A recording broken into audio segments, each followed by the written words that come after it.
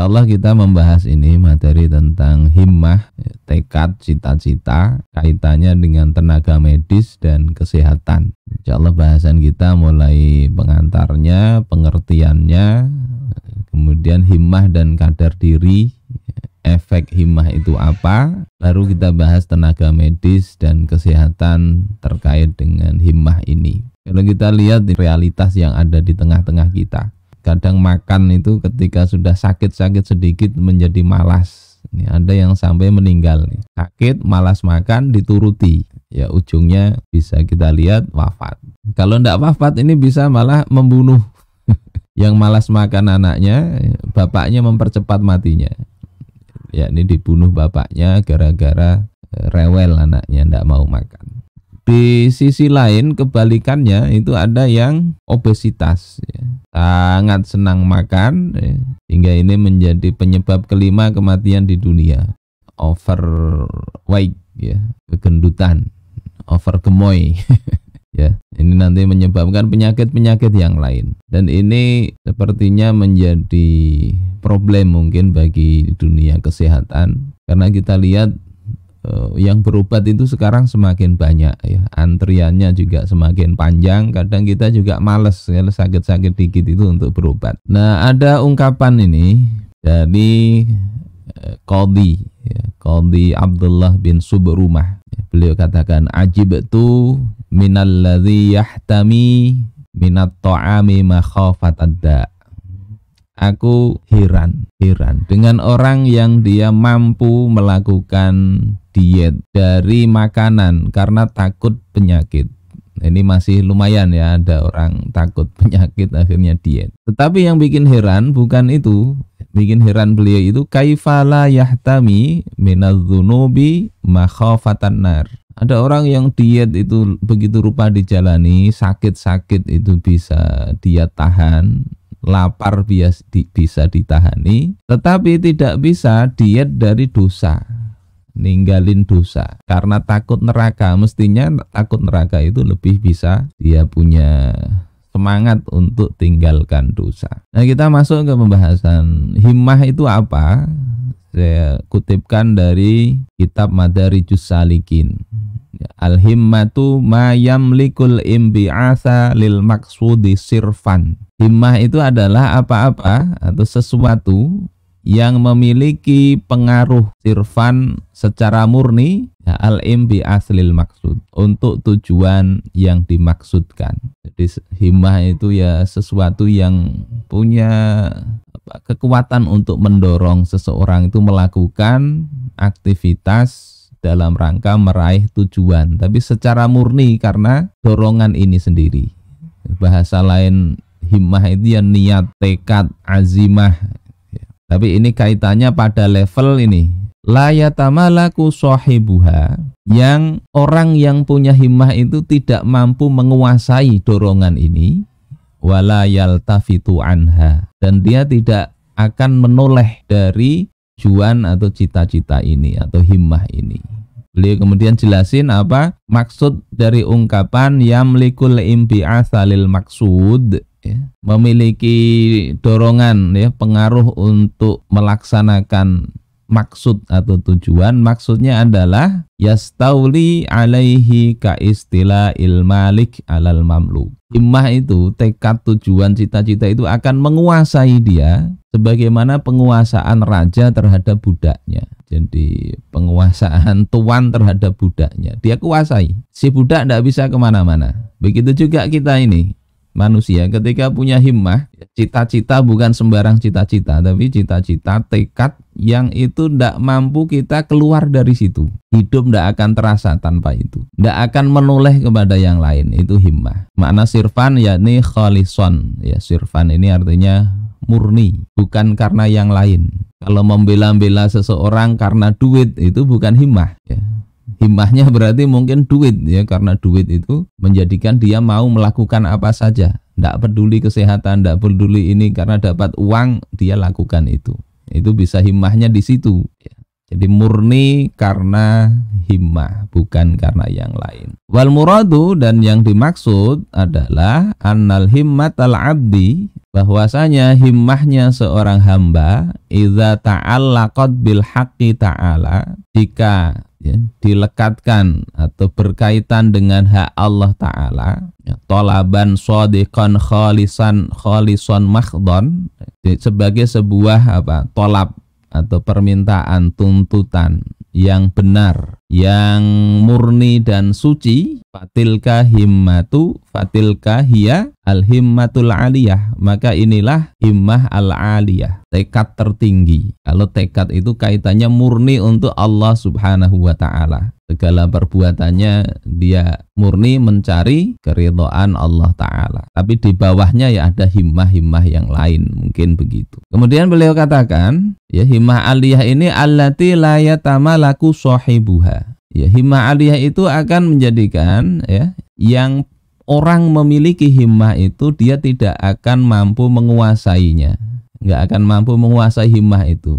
Maksudnya apa? La yaqdiru alal muhlah, ya, nggak mampu untuk menunda-nunda atau beristirahat, badan capek, tapi karena cita-cita tadi, karena tekad tadi, dia nggak mampu beristirahat.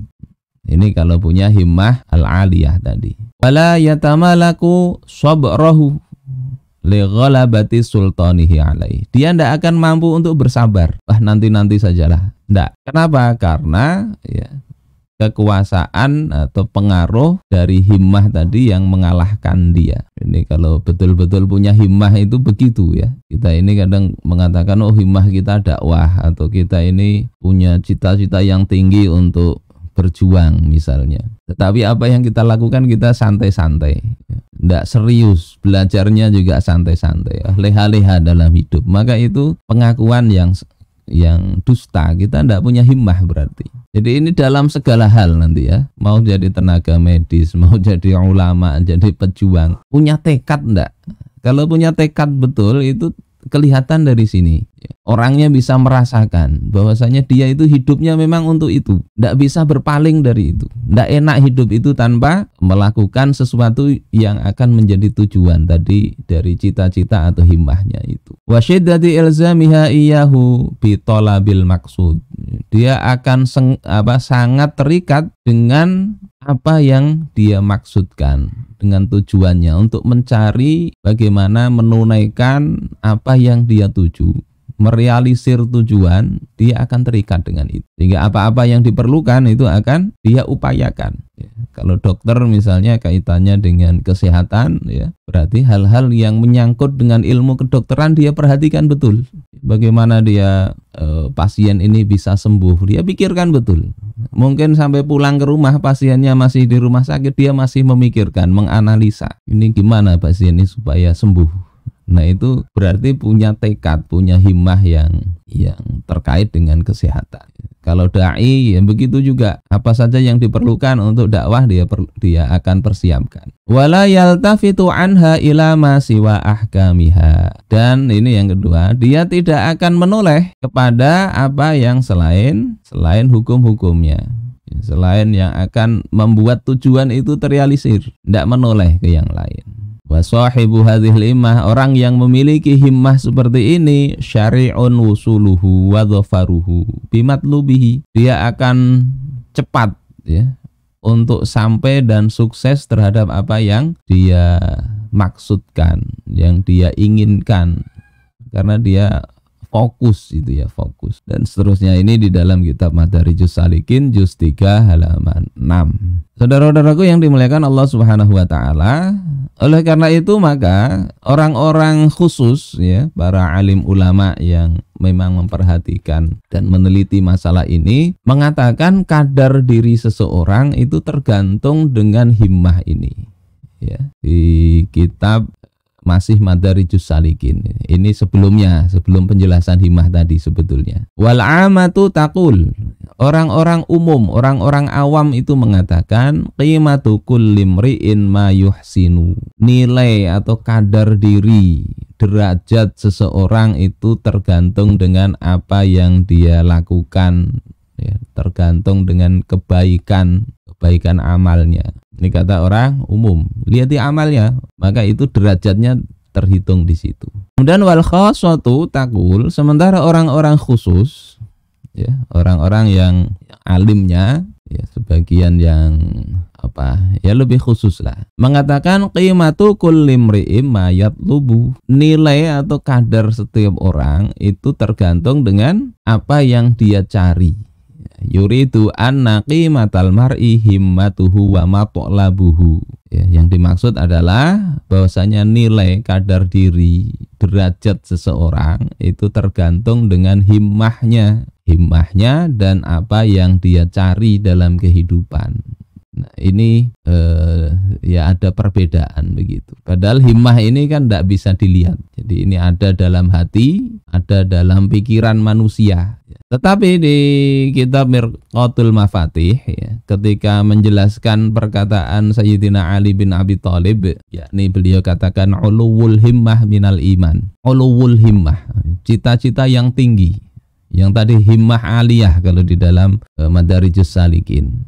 Ya, itu adalah bagian dari keimanan. Maka Syekh Mulla Ali Al-Qari beliau mengatakan waqtalafal masyayikh, para masyayikh itu beda pendapat fi afdhaliyatil himmati wal khidmah, tentang keafdolan himmah dan khidmah, mana yang lebih utama. Khidmah itu pelayanan ya, amal real, sementara himmah tadi tidak kelihatan, mana yang lebih afdol. Wa indi, dan menurutku kata Syekh Mulla Ali Al-Qari, annal khidmata, bahwasanya khidmah itu innama tansya'u minal himmah, itu muncul dari himmah, dari tekad yang tinggi, perhatian yang dia tidak bisa lepas dari itu maka memunculkan khidmah, pelayanan, baik itu kepada rakyat kalau itu berkhidmatnya kepada rakyat, ataupun yang kita bahas mungkin lebih tinggi lagi kepada Allah Subhanahu wa ta'ala. Amal itu muncul dari himmah. Fala khilafa fil haqiqah, maka tidak ada perbedaan di dalam hakikat antara khidmah dengan himmah ini. Tapi kalau kita lihat ansal muasalnya ya memang ke himmah, karena amal soleh tidak akan terjadi kecuali ada himmah, apalagi ini himmah aliyah. Saudara-saudaraku yang dimuliakan Allah Subhanahu wa ta'ala, nah ini alamat ini bahasa Arab, artinya tanda. Apa tandanya orang punya himmah tadi, punya tekad yang benar, yang tinggi? Itu kalau dia itu menganggap remeh segala perkara yang derajatnya di bawah cita-citanya. Punya himmah apa? Berarti yang lain dia posisikan di bawahnya. Itu kalau punya himmah aliyahnya tadi. Bukan berarti yang lain itu kemudian tidak dikerjakan sama sekali, enggak. Tapi diposisikan ya, himmah aliyahnya itu paling tinggi, yang lainnya ya di bawah itu bisa dia pandang remeh kalau dibandingkan dengan himmah aliyah. Dia tidak peduli lagi pengorbanan apa yang dia lakukan, mahal kehendak, dia tidak peduli lagi bahaya itu. Ini kalau betul-betul ada himmah. Sebagaimana kita lihat contohnya baginda Rasulullah Shallallahu Alaihi Wasallam. Himmah beliau itu awalnya kan menyebarkan risalah Islam. Bagaimana orang-orang kafir Quraisy itu mendapatkan informasi yang benar tentang Islam, dakwah. Ini himmah beliau, sampaikan kebenaran itu. Meskipun orang-orang tidak senang. Bahkan kemudian mereka mendatangi Abu Thalib untuk membujuk Rasulullah Sallallahu Alaihi Wasallam. Dibujuk tidak bisa, diancam, mau menerima tawaran kami atau ya berhadap-hadapan dengan kami, bermusuhan. Jawab Rasulullah kepada paman beliau yang menawarkan apa yang disampaikan Quraisy itu, terkenal di dalam Sirah An-Nabawiyah tulisan Ibnu Hisham, bahwasanya beliau mengatakan, ya am, wahai paman, wallahi demi Allah, law wada'u syamsa fi yamini, andai mereka itu meletakkan matahari di kananku, jangankan cuma harta duniawi, jangankan cuma perempuan, cuma kedudukan ya, mereka mampu mengambil matahari diletakkan di sampingku. Sesuatu yang mustahil pun mampu mereka berikan. Wal qamara fi yasari, dan rembulan diletakkan di kiriku. Jadi kemustahilan pertama mereka mampu, kemustahilan kedua mereka mampu lakukan ya. Bukan hanya sekedar harta, ala an atruka hadzal amr, untuk meninggalkan ya, agar aku meninggalkan perkara ini, yakni menyampaikan dakwah ini.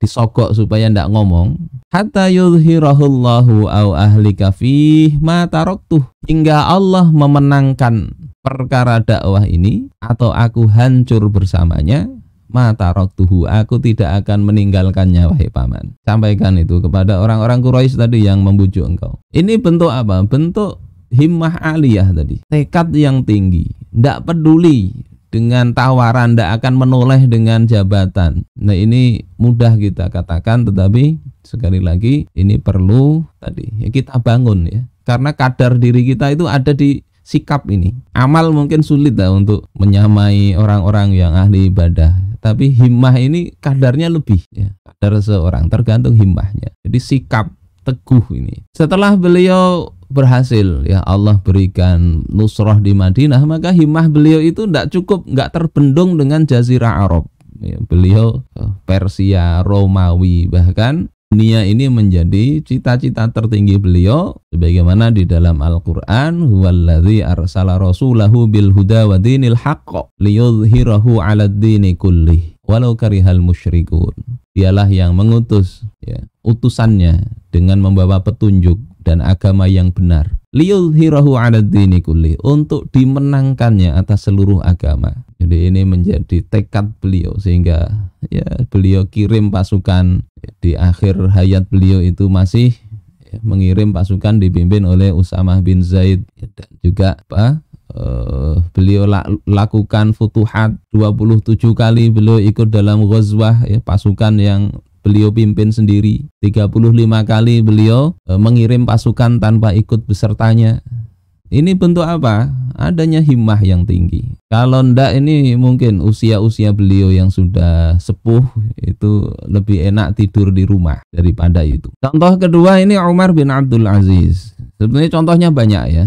Saya cuma ingin memberi penekanan bahwasanya himmah aliyah ini dia tidak peduli dengan yang lain, kalau yang lain itu akan menghalangi cita-cita tertingginya.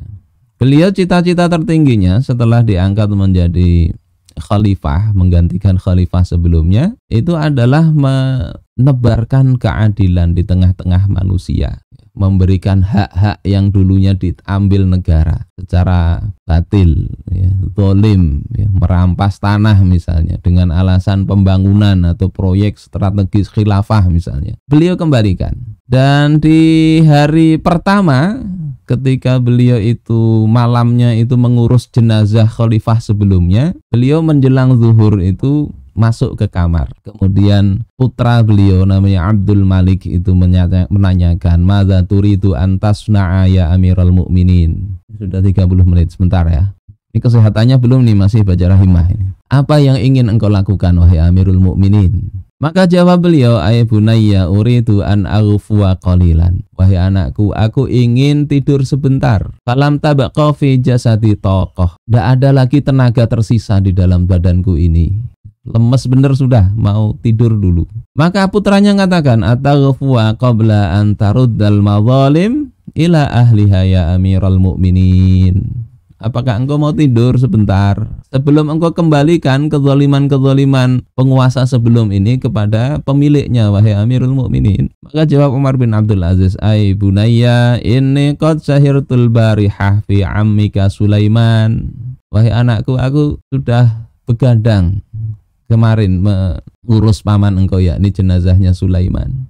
Wa inni idza hana adh-dhuhr shallaitu finnas wa radadtu al-madzalim ila ahliha insyaallah. Dan aku nanti kalau sudah masuk zuhur, aku akan mengimami manusia dan kemudian aku kembalikan kezaliman-kezaliman yang dulu ya diambil oleh negara, itu aku kembalikan kepada orang yang berhak insyaallah. Putranya nanya balik, "Wa mayyad manulaka ya Amirul Mukminin anta aisha ila zuhri?" Siapa yang menjamin engkau wahai Amirul Mukminin engkau masih hidup sampai zuhur? Coba, ini anak yang kalau sekarang mungkin dianggap kurang ajar. Bapak mau istirahat malah diprovokasi begitu. Fa'alhabat hadhil kalimah azimata Umar wa atarat an-nauma min ainaih. Kalimat anak beliau ini mengobarkan azimah ya, tekad himmahnya Umar, kemudian menerbangkan rasa kantuk yang ada di kedua matanya. wa ba'atsat al-quwwah wal azm fi jasadihi al-mut'ib, kemudian membangkitkan kekuatan dan tekad di tubuh beliau yang kelelahan tersebut. Ini contoh ya, himmah itu begitu. Kalau kita misalnya ngakunya ya, himmahnya dakwah, begitu sakit-sakit sedikit izin Ustaz ya, ngaji berhenti ya. Belajar apa belum bisa sudah berhenti. Ini mana coba himmah kita ini? Contoh berikutnya ini Salahuddin Al-Ayyubi.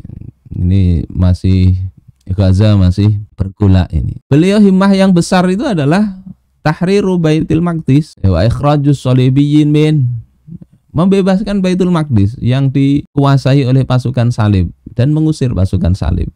Sehingga apapun yang dia lakukan itu terkait dengan itu. Ini yang dikatakan oleh Qadhi Bahauddin bin Shaddad tentang Salahuddin. Laqad kana hubbuhu lil jihad. Adalah kecintaan Salahuddin ini jihad.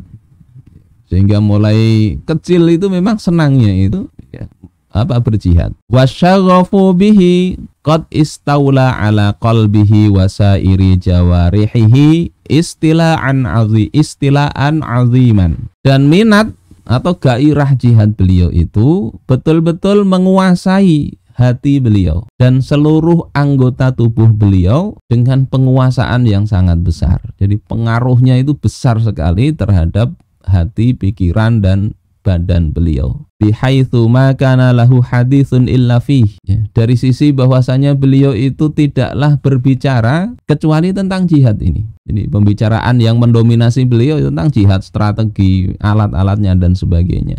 Itu pembicaraan beliau. Ini bukan berarti tidak bicara yang lain, tapi ini yang mendominasi. Wala nadhara illa fi alatihi. Beliau tidak memandang, tidak memperhatikan hal lain kecuali di dalam alat-alat jihad. Jadi kalau memang semangat jihad, perhatikan jihadnya, perhatikan juga alat-alatnya. Ya, apa istilahnya? Senjata-senjatanya. Wala kana lahu ihtimam illa birijalihi. Beliau tidak punya perhatian yang lain kecuali terhadap para prajurit-prajuritnya. Gimana mendidik, melatih mereka. Wala maila illa ila may yudzakiruhu wa yahussu alaihi. Dan tidaklah beliau itu condong kecuali kepada apa yang mengingatkan beliau tentang jihad dan mendorong beliau untuk melakukannya. Ya, suara-suara negatif lain, wah itu tidak mungkin. Pasukan salib itu kuat, tidak mungkin terkalahkan. Kan sudah panjang itu berupaya untuk membebaskan Baitul Maqdis, kalah terus, tidak mungkin. Nah, ungkapan-ungkapan begitu tidak beliau perhatikan. Laqad hajara fi mahabbatil jihad fi sabilillah ahlahu wa auladahu wa watanahu. Beliau meninggalkan karena kecintaan kepada jihad fi sabilillah, beliau tinggalkan keluarganya, anak-anaknya, tanah airnya, tempat kelahirannya. Beliau pergi. Apa yang disenangi beliau tinggalkan itu, wasaira biladih, dan seluruh negerinya. Wa qana'a minad dunya bisukuni fi dhilli khaymatin. Beliau cukup untuk perkara dunia ini, beliau cukup hidup di bawah kemah, tahubbu biharriyahu maimanatan wa maisaratan. Yang kemah itu ditiup angin ke kiri ke kanan. Beliau cukup untuk urusan dunia itu, tapi yang himmah aliyahnya adalah tadi gimana membebaskan Baitul Maqdis. Beliau pikirkan semua itu dan itu menguasai hati dan pikiran dan raga beliau. Ini himmah begitu. Ini di buku Saladin ya, The Life, The Legend and the Islamic Empire. Ada di Google Book ya, bahasa Inggrisnya. Ini beliau John Mann ini katakan ini adalah memang pahlawan besar Islam. Dan di halaman berikutnya ini ya, di halaman 17 ya, sekarang itu faksi-faksi yang bertikai itu membuat untuk sekedar membayangkan solusi bagi persoalan Palestina ini itu seolah-olah tidak mungkin. Ini buku ini ditulis kalau di Google Book itu 2015 ya, terbitan 2015. Jadi membayangkan solusinya aja kalau dilihat sekarang karena faksi yang bertikai itu seolah-olah tidak mungkin. Padahal pada masa Saladin ya, pada masa Salahuddin itu bukan berarti langsung bersatu padu semua, tidak ada faksi-faksi, tetap sama kondisinya. Ada kelompok-kelompok yang berbeda pandangan itu sama. Oh, bantu jenengan. Jadi ini apa yang membedakan ya tadi himmah aliyahnya Saladin ya Salahuddin itu menghilangkan semua hambatan-hambatan tadi seolah-olah ndak ada. Nah ini bagian terakhir sedikit aja mungkin tentang kesehatan dan himmah. Tenaga kesehatan ini apa yang diperlukan? Pertama, tumbuhkan itu himmah untuk melayani umatnya baginda Rasul. Nah ini penting nih. Jadi lihat pasien ini umat baginda Rasul. Ya. Di antara di dalam kitab Asy-Syifa itu wa min alamati hubbihi lin nabiyyi sallallahu alaihi wasallam syafaqatuhu ala ummati. Di antara tanda cintanya seseorang kepada baginda Rasulullah sallallahu alaihi wasallam itu adalah syafaqah, ada belas kasihan kepada umat baginda Rasul. Sehingga kalau tenaga kesehatan ngobati pasien ini perlu dimunculkan itu. Ini umatnya baginda Rasul, perlu dilayani dengan baik. Bukan sekedar kalau ndak ada rasa ini berat ya, sekedar dapat gaji, yang gajinya mungkin juga ndak sesuai harapan. Ketika putra kami masuk di rumah sakit karena usus buntu dulu si Ibrahim itu, ada dokter muda datang sambil bepandir kepada Ibrahim ini, nanti mau jadi apa nak? Jadi dokter ya. Setelah itu diralat itu kalimatnya, ndak usah jadi dokter sekarang susah katanya. Kenapa? Ya tadi mungkin ya, ini perlu mungkin ya susah-susah jalani. Malam-malam kalau dokter ini dipanggil orang, kalau ndak ada himmah yang kuat berat. Kalau dimunculkan ini melayani umatnya baginda Rasul, munculkan itu. Yang kedua ini bentuk apa? Bentuk amanah ilmu, punya tugas. Ya mudah-mudahan Allah jadikan profesi sebagai dokter tenaga kesehatan itu profesi untuk mendekat kepada Allah Subhanahu wa taala. Yang ketiga itu bisa jadi wasilah dakwah juga. Apa wasilah dakwahnya? Penyadaran pasien, baik itu terkait dengan kesehatan maupun yang lebih tinggi dari kesehatan tadi. Karena kalau kesehatan sekedar supaya sehat aja perlu berjuang, apalagi ya berjuang melawan penyakit ya, apalagi kalau berjuang supaya tidak dimasukkan Allah ke dalam nerakanya Allah Ta'ala, itu perlu perjuangan. Sehat di dunia tidak cukup ya, selamat di akhirat itu bisa dimunculkan kesadaran kepada pasien. Ini bisa muncul di situ. Nah, pasien sendiri itu bisa misalnya yang kayak tadi menjaga kesehatan. Ini kadang dianggap kontradiksi dengan tadi himmah aliyah kepada Allah Ta'ala, yang penting meraih keridhaan Allah Ta'ala. Padahal kesehatan ini penting diperhatikan. Sahabat misalnya Sayyidina Sa'ad bin Abi Waqqas itu beliau minta dipanjangkan umur. Untuk apa? Ada himmahnya. Pertama itu tadi untuk ibadah kepada Allah. Yang kedua supaya tadi punya anak banyak beliau itu, supaya bisa membersamai anak-anak beliau. Jadi diperhatikan itu bukan sesuatu yang salah. Dalam hadis riwayat Imam Bukhari dan Muslim ya, Rasulullah bersabda, khairukum qarni tsummal ladzina yalunahum tsummal ladzina yalunahum. Sebaik-baik masa itu adalah masaku. Kemudian setelah itu, kemudian setelah itu. Kemudian beliau katakan, inna ba'dakum qauman yakhununa wa la yu'tamanun. Sesungguhnya setelah kalian itu adalah ada masa satu kaum mereka berkhianat dan mereka tidak amanah. Wa yashhaduna wa la yustashhadun. Mereka bersaksi sebelum diminta bersaksi. Wa yanziruna wa la yafun. Mereka bernazar tapi tidak mereka penuhi. Janji-janji palsu. Nazar kepada Allah juga palsu.